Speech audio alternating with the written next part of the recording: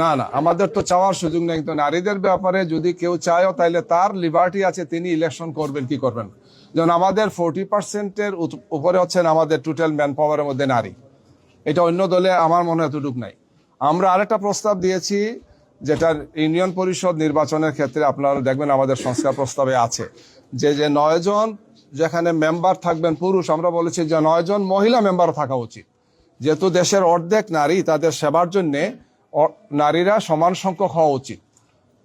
Union পরিষদ হচ্ছে সেবা দেওয়ার সবচেয়ে গুরুত্বপূর্ণ প্রতিষ্ঠান তৃণমূল পর্যায়ে, এবং এটা আমাদের একমাত্র প্রস্তাব।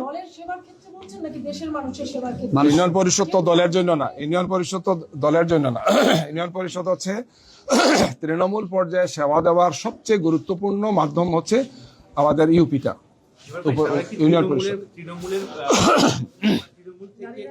প্রার্থী করার ক্ষেত্রে কোনো পরামর্শ আপনাদের কাছে আসে নাই?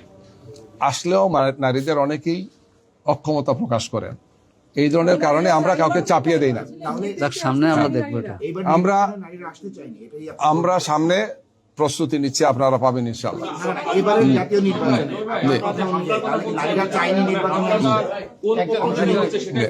আপনারা বাস্তবতা দেখেন যে নারীরা আমাদের নারীরা আমরা কি পরিবেশ দিতে পেরেছি, আমরা কি নারীদেরকে পরিবেশ দিতে পেরেছি? এই সমাজ তো পারে নাই। তাদের নিরাপত্তা, তাদের চলাফেরা, তাদের ক্ষেত্রে যে এনভায়রনমেন্ট সামগ্রিকভাবে হওয়া উচিত, এটা তো আমরা এখন এনশিওর করতে পারি। আসলে কতটুকু উদ্যোগ নিয়েছেন নারী নেতৃত্বের বিষয়ে? আপনারা বলছেন যে আপনাদের নারী কর্মীরা কাজ করছে, কিন্তু নেতৃত্বে আমরা নারীদের দেখছি না। আমাদের দলের একদম তৃণমূল থেকে আরম্ভ করে শীর্ষ পর্যায় পর্যন্ত নারী নেতৃত্ব হচ্ছে 40%-এর বেশি। আমাদের একদম অ্যাপেক্স বডি যেটা, সেটা থেকে আরম্ভ করে কেন্দ্রীয় শোরা যেটা, বা আরো টায়ারেও 40% আমাদের নারী। সেটাই জিজ্ঞেস করছিলাম যে এবারে কেন আপনাদের প্রতিনিধি নাই? একই কারণ, এই যে কারণ এটাই যে একজন নারী তিনি রাজনীতি করবেন, রাজনৈতিক কর্মী হবেন, তিনি ভূমিকা পালন করবেন, দল পরিচালনায় থাকবেন, কিন্তু তিনি নির্বাচন করবেন কিনা সেটা তো তার নিজস্ব একটা মতামতের সাথে আমরা এটা করেছি। এটা আমরা এখানে বাধ্য করি না যে তাকে করতেই হবে, পুরুষকে যেভাবে আমরা করি। এনআইডি নাম্বার এবং মোবাইল নাম্বার সংগ্রহ করা হচ্ছে। যারা ভিডিও ধারণকারীরা রয়েছেন, যারা মোবাইল নাম্বার সংগ্রহ করছেন, তাদেরকে জামাতের অভিযোগ করছেন, এবং যাদের নামে অভিযোগ তারা সেই অভিযোগটা প্রত্যাখ্যান করছে। এই বিষয়ে জামাত আসলে কি বলে? এই তালিকা আসলে এটা একটি সম্পূর্ণ অসত্য একটি কথা, সম্পূর্ণ অসত্য একটি কথা এবং অসত্য একটা দাবি যে মহিলারা গিয়ে এনআইডি চেয়েছেন, মহিলারা গিয়ে বিকাশ নাম্বার চেয়েছেন।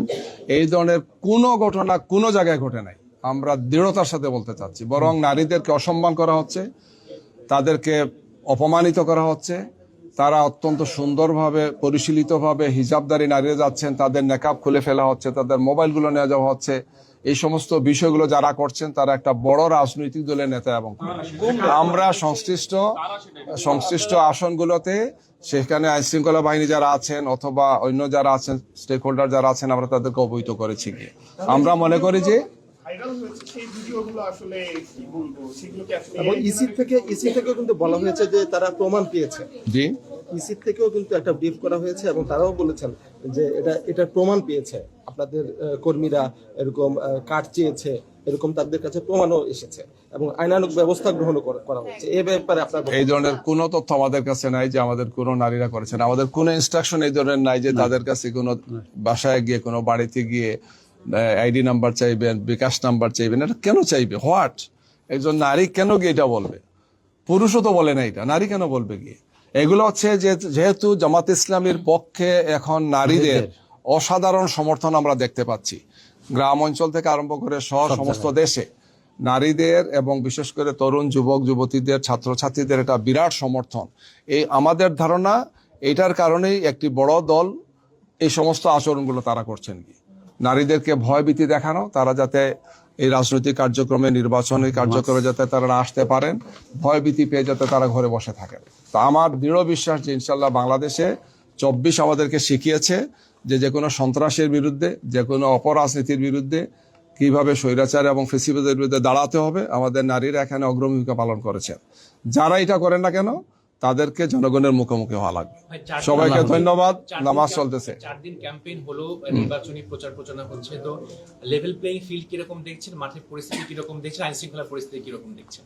আমরা এই সমস্ত বিষয় নিয়ে ওভারঅল তাদেরকে কথা বলেছি। নির্বাচনের আচরণবিধি লঙ্ঘন হচ্ছে বিভিন্ন জায়গাতে, আইন শৃঙ্খলার সাথে নারীদের যে ভূমিকা আমরা বললাম তাদেরকে হেনস্থা করা হচ্ছে, এবং বিভিন্ন জায়গাতে হামলাগুলো হচ্ছে, গায়ে পড়ে এই সমস্ত হামলাগুলো করা হচ্ছে। আমরা মনে করি যে প্রশাসন এবং নির্বাচন কমিশন যদি সঠিক ভূমিকা পালন করেন তাইলে একটা সুন্দর লেভেল প্লেইং ফিল্ড নিশ্চিত হওয়া সম্ভব।